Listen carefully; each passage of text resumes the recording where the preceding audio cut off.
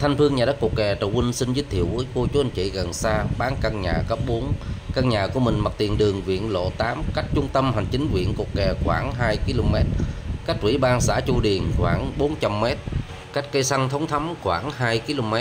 Với diện tích đất giáp mặt tiền đường Viện Lộ 8 ngang được 24 m, dài sâu vào được 50 m. Với pháp lý là cây lâu năm, thuộc về ấp Ô Tương B, xã Chu Điền, huyện Cột Kè, tỉnh Trà Vinh.